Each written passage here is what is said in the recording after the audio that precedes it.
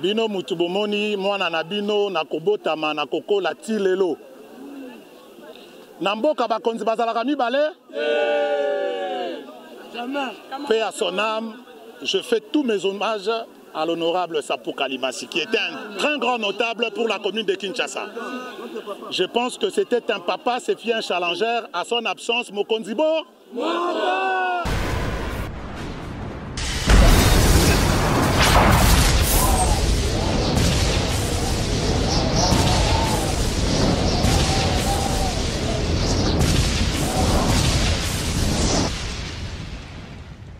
Zakari Mwamba, Petit Zacle.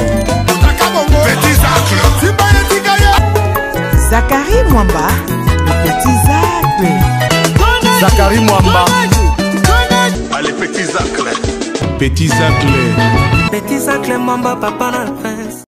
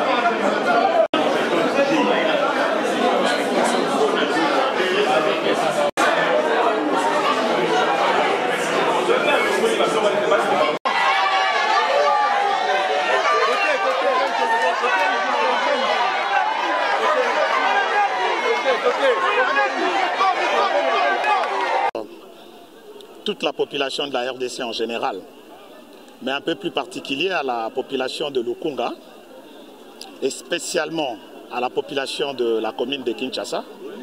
C'est un message d'invitation à l'enrôlement massif. Nous avions déjà connu dans ce pays le cycle électoral de 2006, de 2011 et de 2018. Aujourd'hui, nous sommes en train d'aller vers le cycle de 2023. Bana ya commune ya Kinshasa, batata, bamama, bino mutubomoni mwana na bino na kobotama na kokola tilelo. Namboka bakonzi bazalaka mibale. Paix à son âme, je fais tous mes hommages à l'honorable Sapou Kalimasi, qui était un très grand notable pour la commune de Kinshasa. Je pense que c'était un papa, c'est un challenger à son absence. Mokonzibo, batata, ba maman, ba jeune sur la commune de Kinshasa, Simarangai Toleka.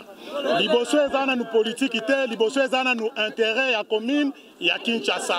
Pour que molobeli ya solo, ou yazana expertise, il y a gestion à choses publiques à l'obélé la bino boété.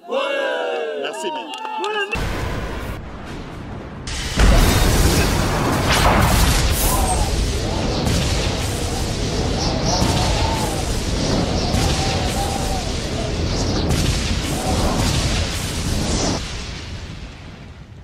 Zakari Mwamba, Petit Zacle. Petit Zacle. Zakari Mwamba, le Petit Zacle. Zakari Mwamba. Allez, Petit Zacle. Petit Zacle. Petit Zacle Mwamba, papa na prince.